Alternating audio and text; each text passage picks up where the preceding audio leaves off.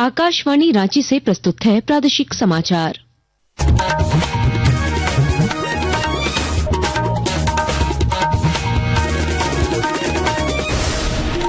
नमस्कार, प्रादेशिक समाचारों के साथ मैं कामिनी।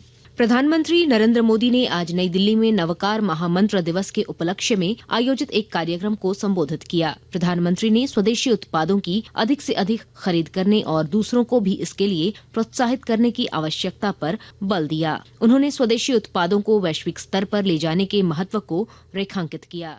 साथियों, जब मैं वोकल फॉर लोकल कहता हूं, जो सामान बना है भारत में, जो बिके भारत में भी और दुनिया भर में, जिस सामान को बनाने में किसी भारतीय के पसीने की खुशबू हो, जिस सामान में भारत की मिट्टी की महक हो, हमें उसे खरीदना है और दूसरों को भी प्रेरित करना है।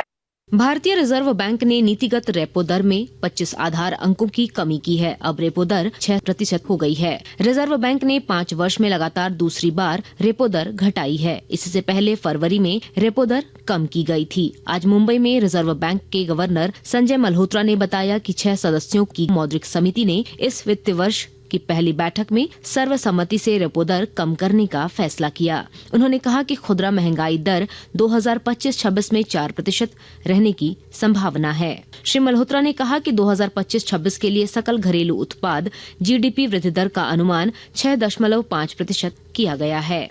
केंद्र सरकार ने डिजिटल इंडिया को बढ़ावा देते हुए नया आधार मोबाइल ऐप लॉन्च किया है। इस ऐप में अब लोगों को आधार कार्ड की फिजिकल कॉपी लेकर चलने की जरूरत नहीं है। केंद्रीय मंत्री अश्विनी वैष्णव ने इस नई सुविधा की जानकारी सोशल मीडिया पर साझा की। देवघर एम्स से अब गंभीर रोगियों को सीधे दिल्ली एम्स रेफर किया जा सकेगा, जहां उन्हें उन्नत चिकित्सा सुविधा मिलेगी। यह निर्णय केंद्रीय स्वास्थ्य मंत्री जगत प्रकाश नड्डा की अध्यक्षता में हुई बैठक में लिया गया, जिसकी जानकारी सांसद निशिकांत दुबे ने दी। सांसद ने इसे प्रधानमंत्री नरेंद्र मोदी की दूरदर्शिता का परिणाम बताते हुए देवघर और आसपास के मरीजों के लिए बड़ी राहत करार दिया।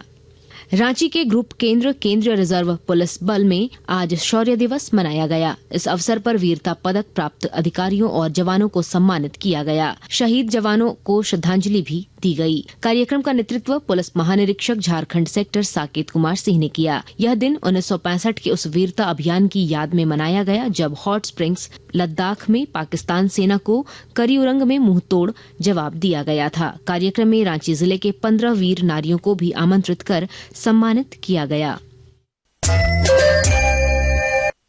प्रादेशिक समाचार आप आकाशवाणी रांची से सुन रहे हैं। डुमरी विधायक जयराम महतो के जान के खतरे की आशंका जताते हुए उनकी पार्टी JLKM ने गृहमंत्री अमित शाह से जेड श्रेणी की सुरक्षा की मांग की है। पार्टी के केंद्रीय सचिव राजदेश रतन ने इस संबंध में पत्र लिखकर कहा कि जयराम महतो असामाजिक तत्वों के निशाने पर हैं। विधायक की लोकप्रियता और जनसमर्थन को देखते हुए पार्टी ने सुरक्षा देना जरूरी बताया है। पान गुमटी की आड़ में धनबाद जिले में नशीले पदार्थों की खरीद बिक्री की शिकायत जिला प्रशासन तक पहुंची है और जानकारी दे रहे हैं हमारे संवाददाता।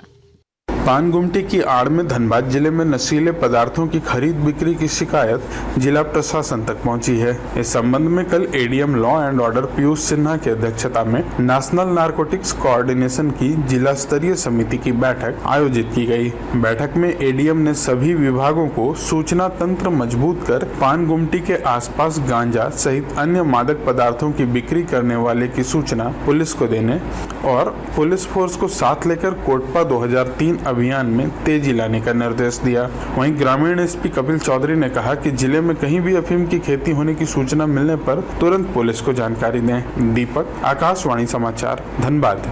झारखंड पश्चिम बंगाल के सीमावर्ती जिले धनबाद के चिरकुंडा थाना क्षेत्र और कालूबथान OP क्षेत्र में पश्चिम बंगाल NIA की टीम ने छापेमारी कर भारी 12 बोरा जिलेटिन और 50 किलो से अधिक अमोनियम नाइट्रेट बरामद किया। इस मामले में NIA ने एक संदिग्ध के संबंधी को हिरासत में लेकर पूछताछ शुरू कर दी है।